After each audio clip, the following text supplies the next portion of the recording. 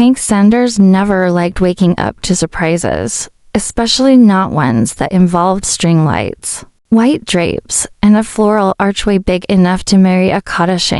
But that's exactly what he saw in his backyard at 6:04 a.m. on a Saturday. He blinked twice, took a sip of coffee, stilled their dot at first. He thought maybe it was a movie shoot, or a prank, or maybe he was hallucinating from too many late-night burritos. But then came the voices, dozens of them. Women yelling about bouquets, men arguing about sound systems, someone shouting for more ice. And standing in the middle of it all, wearing a pantsuit that probably cost more than Hank's truck, was Karen Whitmore, HOA president, self-declared neighborhood queen, and a woman who once handed out noise violation warnings to children. Playing hopscotch. Hank stepped outside in his slippers and a t-shirt that read, "Retired, not expired." He didn't say a word, just stared. Karen noticed him and smiled like nothing was out of place. Double quotes. "Oh, Hank, glad you're up. Isn't it gorgeous? Ashley's wedding is today, and I needed some extra space. Your yard just has the perfect slope for photography." He looked past her at the giant floral ring now staked into the grass, where his donkeys usually rolled in the dirt. "My yard," he said slowly, "has 3 donkeys and a compost heap." Karen giggled. "Well, not today it doesn't. Don't worry, the party will be over by sunset." Hank looked around. His fence had been opened. Some of his shrubs had been trimmed. One of his bird feeders was missing. "You opened my gate." Karen frowned, as if he were being difficult. "Oh, come on, don't be selfish. It's one day, and the whole board approved it." "I'm on the board, not the wedding subcommittee." There wasn't a wedding subcommittee. Not yet, anyway. He turned around without another word and walked back inside, calm as a summer breeze. But Karen made one mistake. She forgot about the donkeys. Boomer, Biscuit, and Badger had been let out at dawn like always. They had wandered around the back side of the house, far from the noise, until they heard Cake, specifically a 3-tier coconut vanilla monstrosity now parked under a shaded tent beside a stack of imported crystal plates. Boomer trotted in first, weaving between chairs, licking up flower petals. Biscuit followed, sniffed the punch, and sneezed directly onto the wedding planner's clipboard. Badger, the youngest and most unpredictable, charged straight toward the cake table, like he was on a rescue mission. The first scream was from the bride's mother. The second was from the violinist, who dropped his instrument and dove behind a bush. The third came from Karen herself, who shrieked like someone had stolen her Amazon password. Guests scattered. The photographer tried to block the donkeys with a folding chair and got spun around like a rodeo clown. Someone knocked over a tower of champagne glasses. The flower girl tripped over Biscuit's leg and fell into the cupcake tower. Karen sprinted across the grass in high heels, yelling, "Control your animals," from his porch. Hank didn't even flinch. He just took another sip of coffee and muttered, "Told you they don't like coconut." The wedding was in full disaster mode. Karen called for backup. Someone tried to grab a donkey by the tail. That didn't end well. And as the chaos raged on, something shifted in Hank's eyes. He hadn't planned this, but now that it was happening, he wasn't going to stop it either, because Karen had trespassed, and he had just remembered a little law in the state of Georgia, the one about unapproved use of livestock property during a formal event. This wasn't just personal now. This was legal, and it was just beginning. Call it petty. Call it justice. But whatever you do, don't call Hank soft. Not unless you want to meet the donkeys. The wedding was over before the bouquet hit the ground. By 3 p.m., most of the guests had left, either covered in frosting, stained with punch, or traumatized by what the officiant described as a rural assault. The donkeys, still on the lawn. Boomer had taken a nap near the sound system. Biscuit was chewing on a decorative sash. Badger, the wild one, had kicked over the photo booth and looked proud of it. Hank stood calmly on his porch with a pair of binoculars and a glass of sweet tea. He hadn't said a word to Karen since her shrieking fit in front of the chocolate fountain. He didn't need to. The embarrassment on her face was sweeter than any dessert on that ruined catering table. But she wasn't the kind of woman who took embarrassment lightly. That evening, while Hank was tending to his compost pile, a black SUV rolled up with County Animal Services stenciled on the side. 2 officers stepped out. One wore sunglasses even though the sun was going down. The other was already holding a clipboard. Hank wiped his hands on his overalls and smiled politely. "Can I help you, gentlemen? You the owner of 3 donkeys? The one with the clipboard asked. "Sure I am," Hank said, patting the fence. "That's Boomer, Biscuit, and Badger. Fine boys, raised M from birth. We got a report of livestock being used for an unauthorized commercial event." Hank raised an eyebrow. "Commercial?" The officer checked his notes. "Claim states the animals were part of a paid wedding venue setup. That there were guests, food, music, and that you profited from it."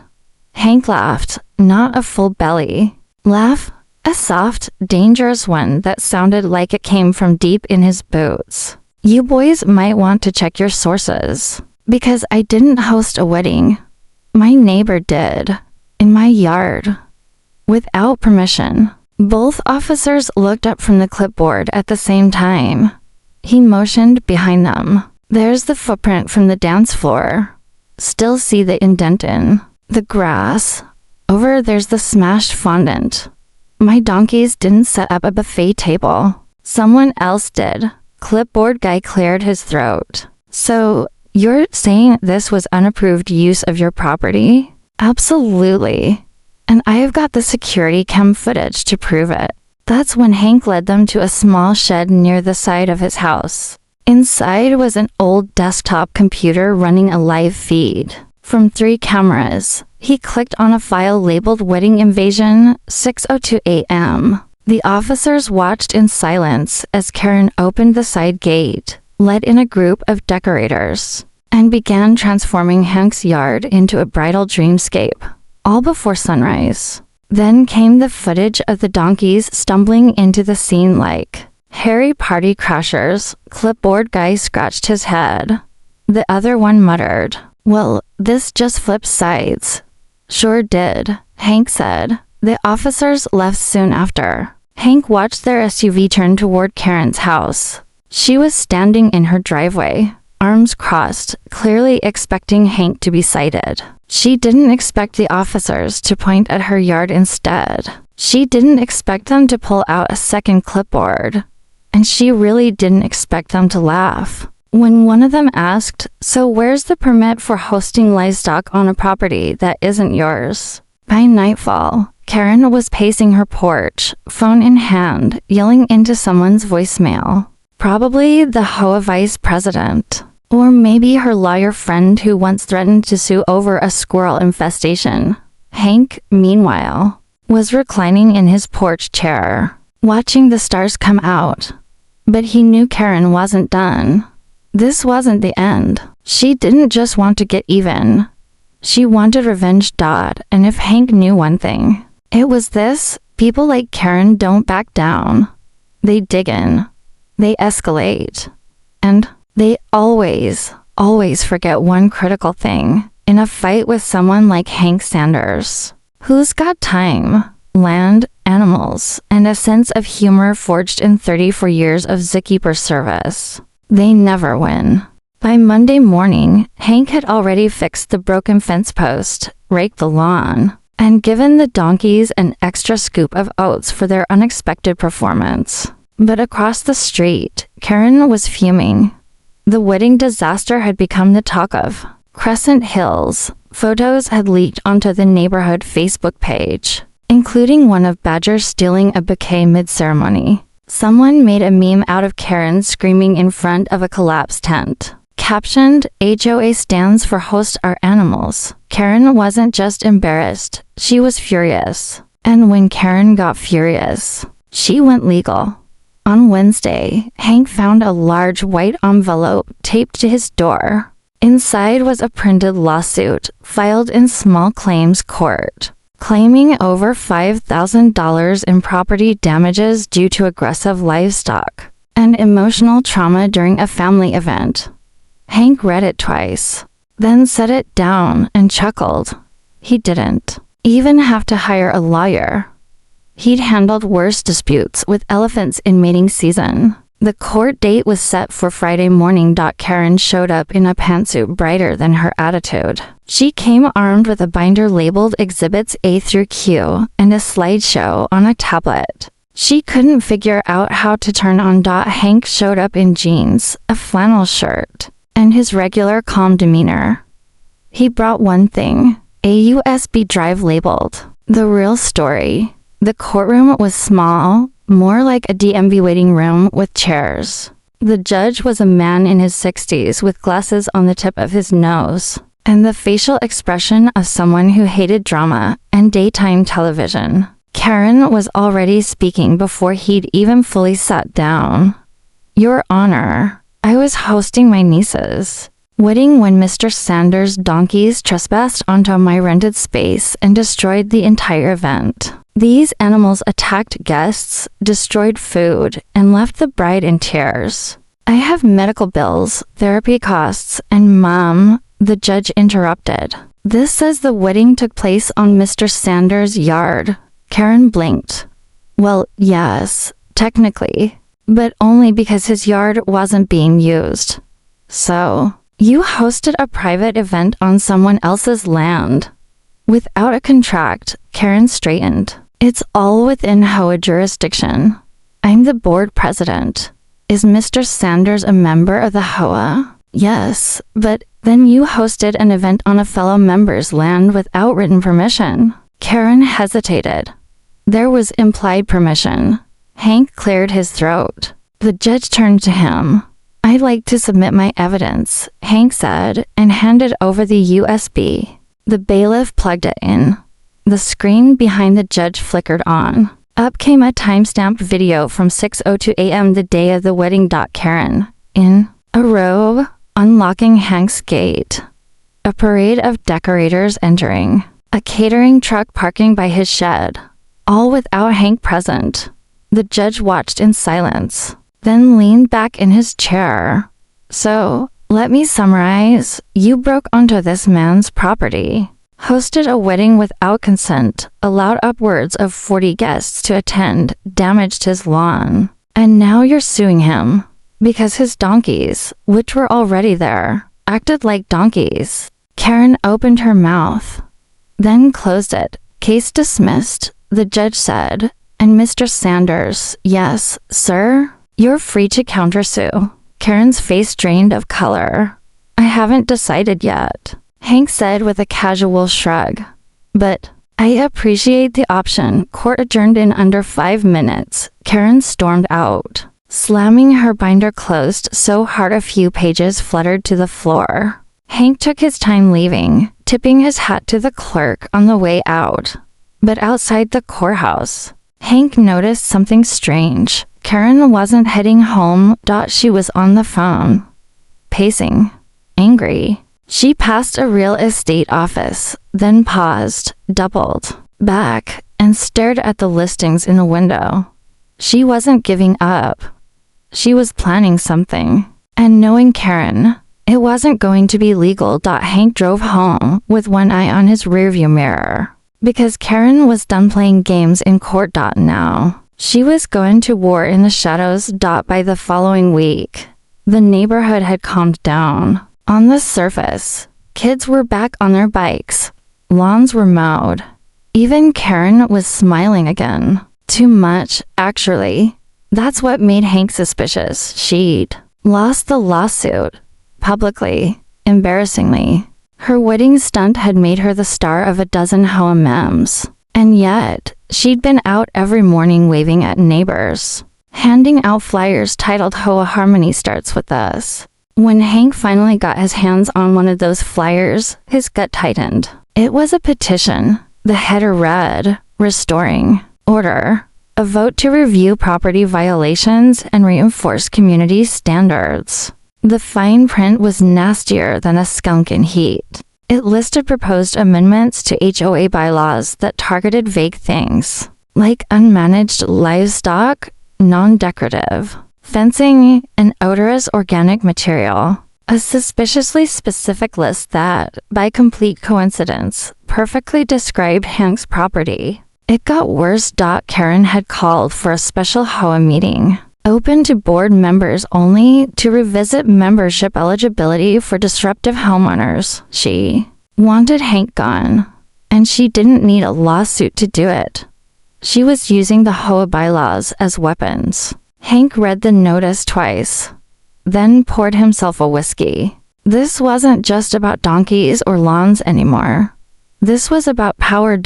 And if she thought she was going to bully him out of his own home, she clearly hadn't heard what happened the last time someone tried to evict Hank Sanders. Back in 1999, he'd fought off a government zoning mistake that tried to relocate half the county's animal shelter. It took 3 months for appeals and to senators, but Hank won. And he never forgot how to fight dirty without breaking a single law.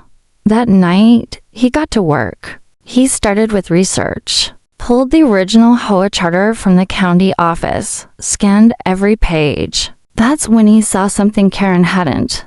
The HOA was incorporated in 2002. Hank's house was built in 1997. And even though the neighborhood had wrapped around him over the years, his property line technically predated the HOA's jurisdiction. That meant one thing. Legally, Karen's rules didn't apply to him. Not fully. And if he played it right, he could turn the tables completely. He called a friend from the zoning office, confirmed the boundary maps, got a notarized letter. Then, just to add a little gasoline to the fire, he printed out a custom lawn sign the next morning that read, "Technically not under HOA. Sorry, Karen." He staked it right next to his mailbox in red letters, big enough for the whole cul-de-sac to read. Karen saw it by noon. By 1 p.m., she was banging on his door. "You think this is funny?" she snapped. "Not really," Hank said, sipping coffee. "I actually think it's tragic. All that effort. And you forgot to check a boundary map. You're still violating community spirit." He looked past her. 2 of his donkeys were wearing little straw hats. Biscuit was napping under a tree. "Looks like community's doing just fine to me." Karen didn't scream. She didn't flinch. She just smiled. And that's when Hank got nervous. Because Karen only smiled like that when she was cooking up something dangerous. "You've made your point," she said. "But let's see how your friends feel when they realize who's keeping their dues low." She walked off without another word. By sundown, Hank heard the whispers. Karen wasn't trying to evict him anymore. She was trying to turn the neighborhood against him. She'd started spreading rumors that Hank's compost was attracting raccoons, that his animals were causing insurance hikes, that his unregulated land was making the whole block unappealing to buyers. And the worst part, some folks were starting to believe her. Because when fear mixes with HOA politics, it spreads faster than wildfire. But Hank wasn't done. He had one more card to play, one that Karen would never see coming.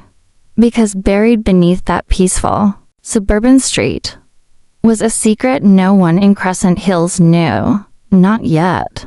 Most people saw Crescent Hills as just another polished suburban neighborhood.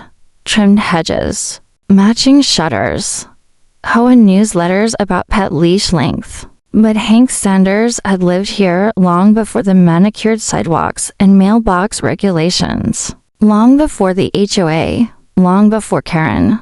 And the deeper Karen tried to push him out, the more determined Hank became to remind her. Some roots grow deeper than any rule book. After Karen's failed eviction stunt, Hank spent 3 days at the county archives. He skipped poker night, missed feeding time, but it paid off because in a dusty drawer, behind tax maps and zoning forms, he found something older than Crescent Hills itself.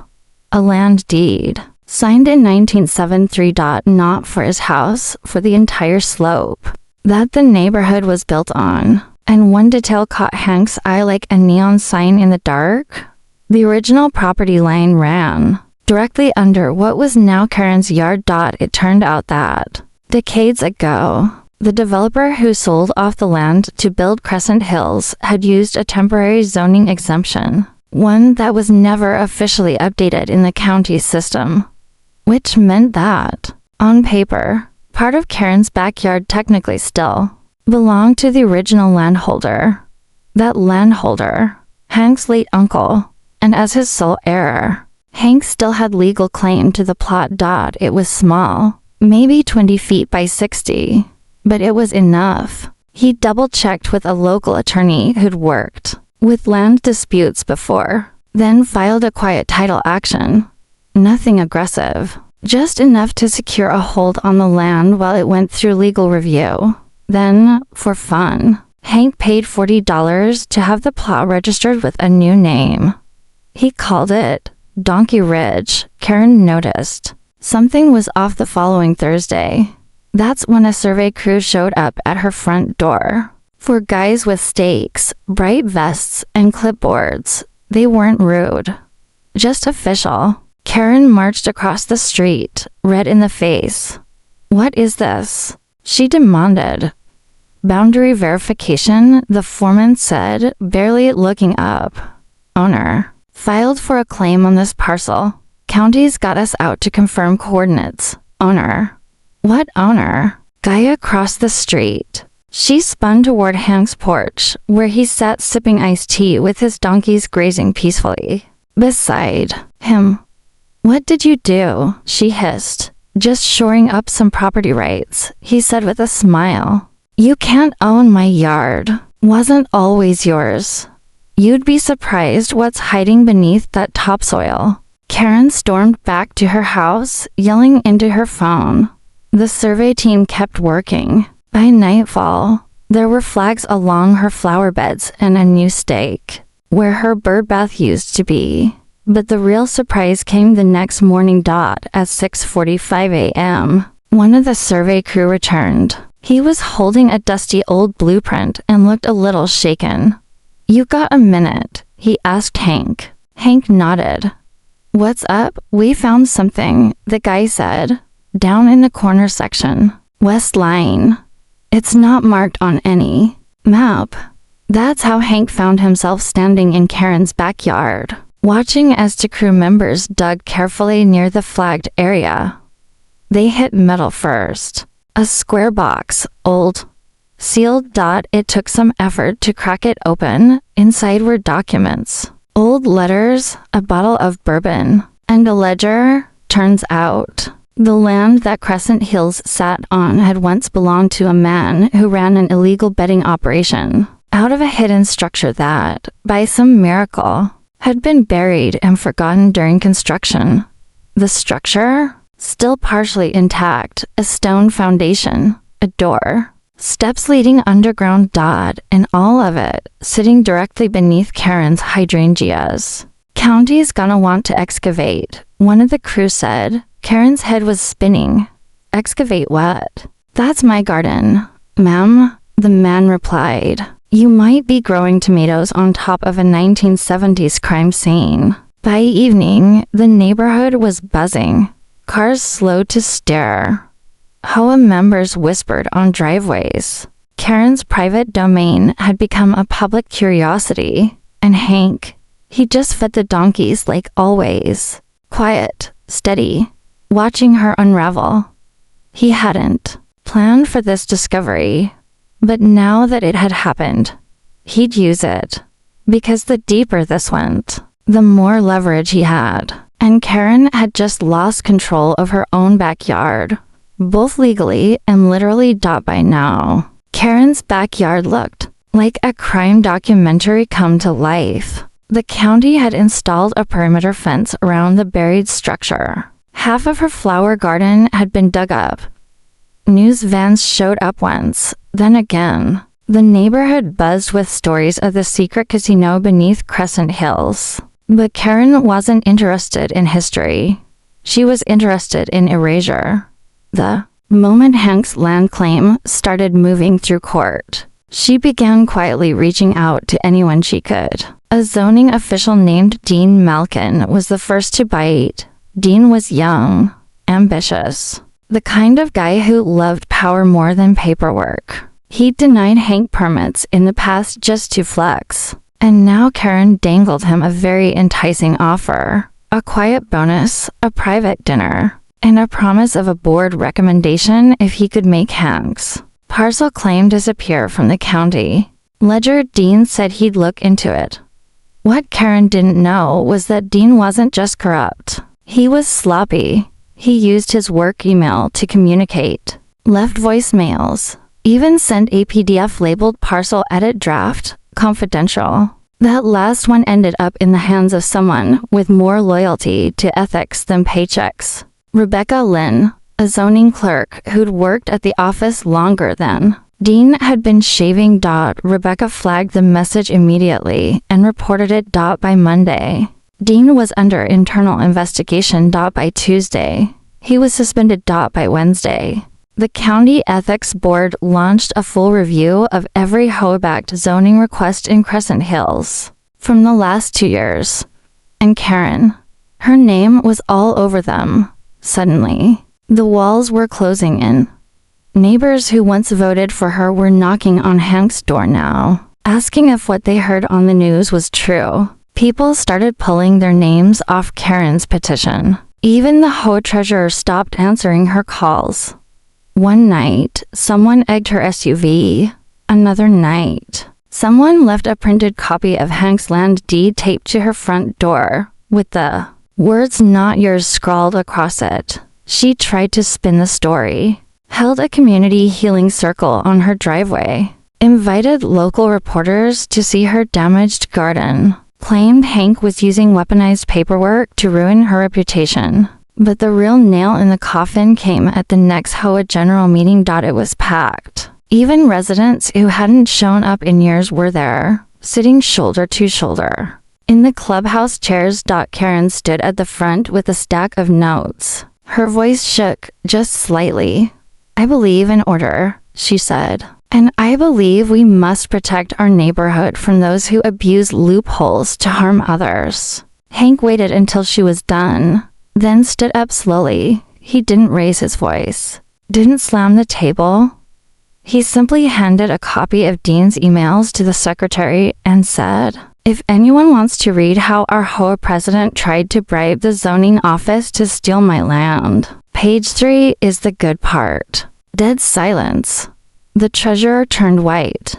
The vice president took off his glasses. And Karen, she didn't move. Didn't blink. Until someone in the back muttered, "You really thought you could erase his yard?" That's when it happened. One by one, people stood up. Neighbors, former allies. Not for a chant, not for applause. They just walked out. Left her standing there alone, holding her binder full of broken plans. The next day, she put up a for sale sign in her yard. But that wasn't the end, because when the county finished processing Hank's land claim, something interesting happened. The deed wasn't just validated. It came with official recognition of Donkey Ridge as an independent subparcel, meaning Hank had the legal right to name it, manage it, and if he wanted to declare it a protected space. And Hank had one last move planned, something no one in Crescent Hills would ever forget. Because the donkeys weren't just staying. They were about to become local legends. 2 weeks after the HOA meeting that shattered her credibility, Karen's porch light stayed off. The for sale sign on her lawn stood like a white flag. Her once flawless hedges grew uneven. The daily walks in her power heels had stopped. Word spread that her niece's marriage had already crumbled, a combination of stress and a honeymoon filled with donkey jokes. But across the street, Hank was humming. Donkey Ridge was now a registered community parcel, and he'd gone and done something that no one in Crescent Hills had seen coming. He organized DONK Fest. An official, county-permitted, donkey-themed festival open to the public, complete with food trucks, live music, a bounce house, donkey meet and greets, and Hank's homemade cider. Local news picked up the flyer. Small Town Donkey Festival honors forgotten zoning battle. What started as a petty HOA war had grown into a county-wide curiosity. Hank had even called in a favor from an old friend, a state senator who'd once adopted a llama from Hank's old zoo. The senator agreed to come and speak at the event about land rights and rural heritage. By the morning of the festival, traffic backed up down Maple Lane. Kids in donkey ears ran through sprinklers. Vendors handed out t-shirts with Biscuit's sleepy face printed above the words, HOA, no way. Karen stayed inside, curtains drawn, but her blinds twitched every few minutes. Hank kept things respectful. No jabs, no petty speeches, just pure, joyful chaos, until 3:17 p.m., when Karen couldn't take it anymore. She stormed across the street, wearing a pink sun hat and sunglasses too big for her face. You don't have the right to host a circus in the middle of a neighborhood, she snapped. Hank turned from the lemonade stand, calm as always. County says I do. You're disturbing the peace. Music ends by sundown. You're letting animals run wild, boomer. Wearing a sheriff's badge and standing behind her, let out a slow, wheezy bray that made a nearby toddler erupt in laughter. Karen, Hank said gently, you're the only one disturbed. Then, from the crowd, a voice called out, isn't that the lady who trespassed on his yard for a wedding? Cameras turned. Karen froze. Because this time, it wasn't just Crescent Hills watching. Local news was filming. A podcaster was recording. Someone live streaming on TikTok zoomed in as she stammered, turned red, and pivoted hard toward her car. But just before she reached the street, a woman stepped out of the crowd, older, firm, in a business suit and heels that actually made sense. Karen Whitmore? She said. Karen stopped mid-step. Who's asking? She snapped. The woman held up a badge. County Inspector. You're Karen Whitmore, listed as the previous project coordinator for the wedding structure on Mr. Sanders' land. Karen blinked. That's been resolved. Actually, it hasn't, the inspector replied. We're reopening the case. That structure damaged underground infrastructure tied to the original foundation. There's a fine pending, and we need statements from all responsible parties. Karen stared at her like she'd been slapped with a salmon. I'm no longer involved with the whole, she said, still responsible, the inspector said calmly. The inspector handed her a notice and walked away. Karen stood there, in the middle of Donkfest, holding the paperwork in one hand and the shattered pieces of her pride in the other. Hank didn't gloat.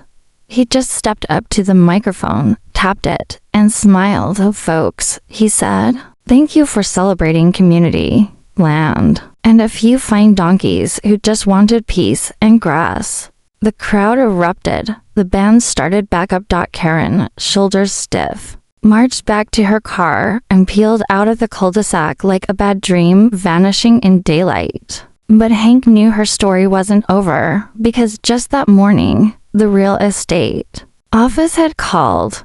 Karen's house hadn't sold, and the buyer who toured it the day before had left in a hurry after spotting a donkey lounging in the shade, right on the property line. Karen didn't leave Crescent Hills quietly. Oh no, she never did anything quietly. After her meltdown at Donkfest, she went dark for a few days. Blinds drawn. No HOA calls. no clipboard sightings. Just silence, and the occasional flicker of light from her computer at 3am. Hank knew that look. He'd seen it on raccoons trapped in trash cans, frantic, cornered, desperate. Then on Thursday morning, the neighborhood woke to a thick yellow flyer tucked into every mailbox. Emergency special vote. Immediate HOA amendment proposal. It was classic Karen. Loaded with jargon about livestock hazards, emergency governance rights, and a last-minute clause that would require any homeowner with farm animals to relocate or face community expulsion. It was bold, illegal, and completely unenforceable. But she'd already collected 5 board member signatures, just enough to schedule an emergency vote. Hank saw it coming from a mile away. So he got ready. The meeting was held Saturday morning in the HOA clubhouse.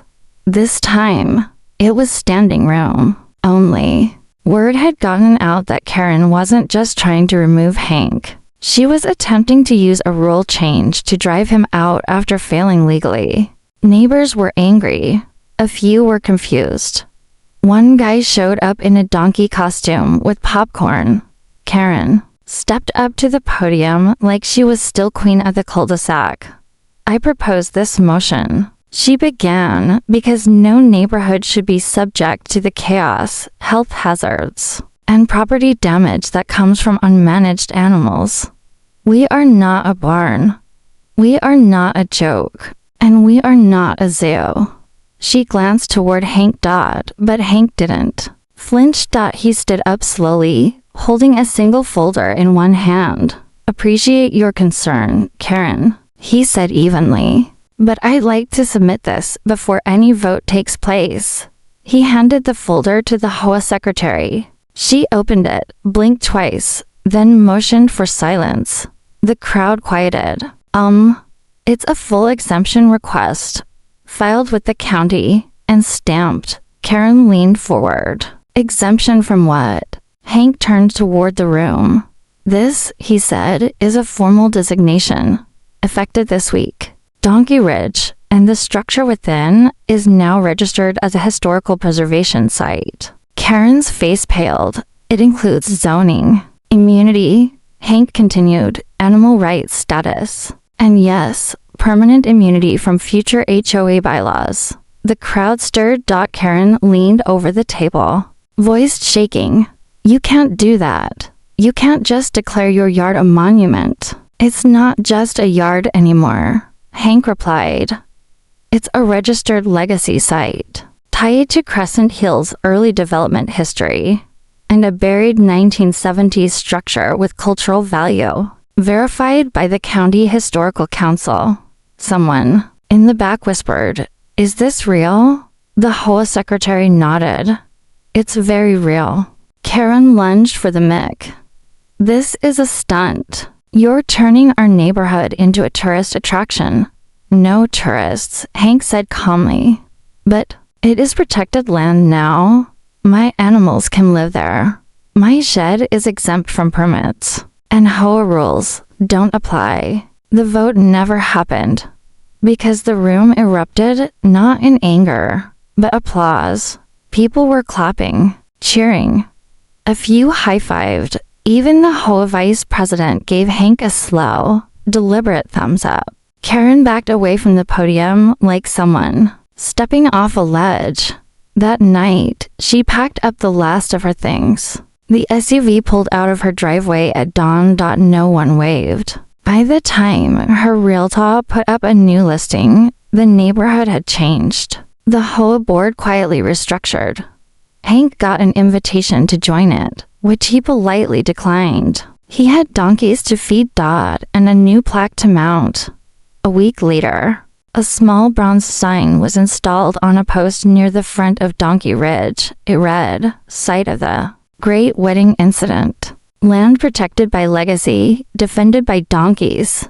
Hank didn't write it. A teenager from down the street did. But he approved it with a grin. Because in the end, Karen forgot the most important law of all. The one that can't be written in any HOA bylaw. Don't start a war with a man who's got time. land, and livestock. You'll always lose. And worse, you'll end up the punchline of a plaque. The end.